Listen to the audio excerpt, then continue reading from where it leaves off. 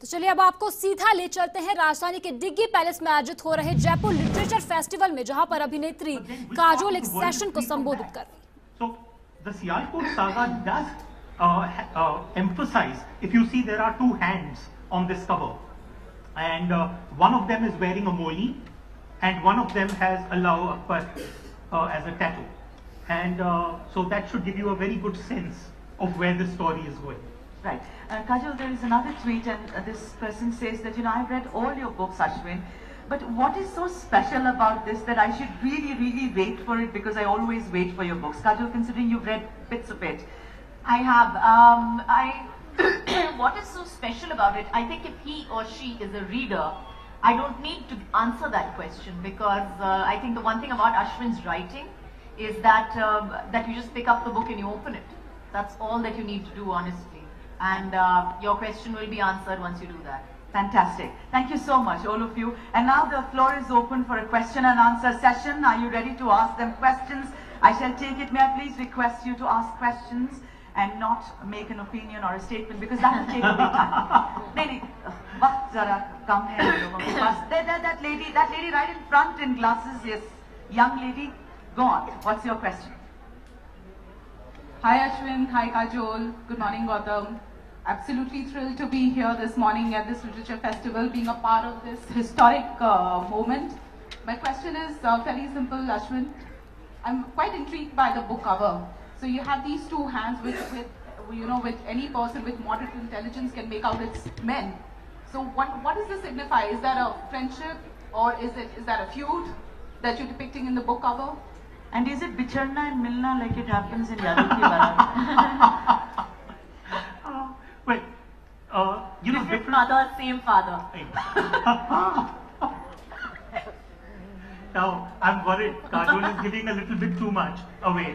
But the point is that I think everyone is going to read this story very differently. There are some people who are going to read it as a story of conflict, and there are some people who are going to read it as a story of a wonderful partnership. I don't know which one is which, but at the end of the day, the way I see it is that a story is, people ask me, do you think that you're a writer? And I've always said that, listen, I'm not a writer, I'm a storyteller. And what is storytelling? Storytelling is you have 20 people sitting in a circle and you're telling them a story and none of them wants to get up because the story is so interesting. I think it was the wonderful Alfred Hitchcock who told us that the length of a movie is related to the capacity of the human bladder. So imagine a situation where people are sitting in a circle and they don't want to get up, even though they need to go to the loo. Is there a washroom close by? So that's a great story. And that's pretty much what we've tried to do with Sialkot. Thank you, Ashwin. Lady in the wonderful dupatta, I saw your hand go up. Thank you so much. Go ahead. Anyone else? Please put your hand. I'll come to you. Young man, I'll come to you. Hi Ashwin. Hi Kajol. Hello. Ashwin, I'm a huge fan of your writing. Thank you. And I'm your blessed. books present a huge amalgamation of, as she mentioned, fiction, history and politics. I wanted to know, how do you handle the three and balance the three? Because it's really difficult to balance all the three in one book. For me, I don't see these as very distinctly separate subjects. Honestly speaking, individually, history and mythology don't excite me. I know it sounds very strange, but they don't excite me. What excites me is where there's a possible overlap. So where I could look at something from mythology and say, could there be a kernel of truth in this? I remember a couple of years ago, and Kajol will find this story very interesting. I was in Kolkata and I had a couple of hours to kill, so I went into this little unassuming temple. And when I went in there, there was a puja going on. A Panditji was doing an aarti, and I wondered as to what the deity was, and it was actually a portrait of Amitabh Bachchan. And so I thought you'd say that was a portrait of me. Well, that's happening. How would it not be? That's under construction. I saw one hand go up right there. Please, somebody get the mic to But that it was young so man. incredible. And so, there was a pujari doing this. I walked out, Kajol, from that place, and there was a little boy. He was selling prayer books. So I picked up one. I bought it. It's very lovingly preserved in my collections. and it's called the Amitabh Chalisa. And I thought to myself, I thought to myself, I said, supposing I was to die today and I was to take rebirth 500 years from now, and by now the cult of Amitabh worship has really caught on, and now there isn't one temple, but there are, let's say, 1,00,000 temples. And someone was to tap my shoulder and say, do you think Amitabh could have been a real man? This is precisely what we do with our mythological figures. That could that have been real? Could that have been historical? That's tantalizing. It was C.S. Lewis who said that a myth is a lie that contains a truth, and that's pretty much what I'm trying to do, trying to bring you that truth through the story. So I don't know whether I've answered your question exactly the way you wanted it. Good morning, sir. I am Ronak, and my question to you is that every writer has some voluminous surfeiting in his life. So my question to you is that what was your struggle towards writing the books?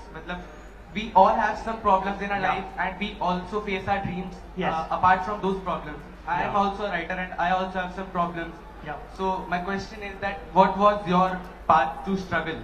Well, in my case, that first book which Kajol spoke about, the Rosabal line, it didn't start as a book. It started as actually a visit to the Rosabal shrine in Kashmir, in Srinagar. And, for those who are not familiar with that shrine, there is actually a Muslim saint from the 14th century buried there. And that is an Islamic burial with the head facing towards Mecca.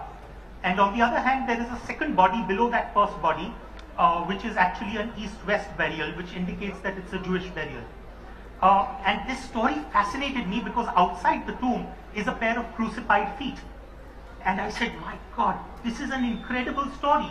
The possibility that Jesus Christ could have visited India, or could have possibly even died in India, could have possibly studied in India. It was a wow story.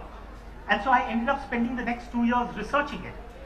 But after I had finished researching it, I had voluminous notes, and I handed it over to my wife, who currently is not listening to me, as she usually doesn't.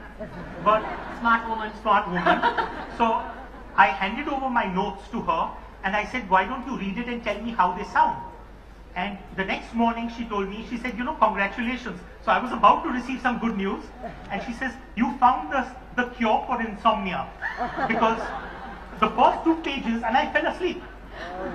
So you need to make this into a story. So I converted that research note into a story over the next 1 year. So basically his struggle was that his mom brought him up well, he went to a good school, all that, and that was his struggle in life. And eventually his struggle was that his wife did not think it was very interesting, but eventually he tried to make it interesting for her. But I must tell you, a lot of people think that struggle is simply about, like for example, there is someone who comes from a family of limited means, and that is a struggle. Because you need to earn your bread and then you need to continue writing. The problem is sometimes you also come from a situation where, what I call the golden handcuff. So in my case, for example, I went to the right school, I went to the right college, I got an MBA at the right time, I married the right girl, I had my kids at the right time.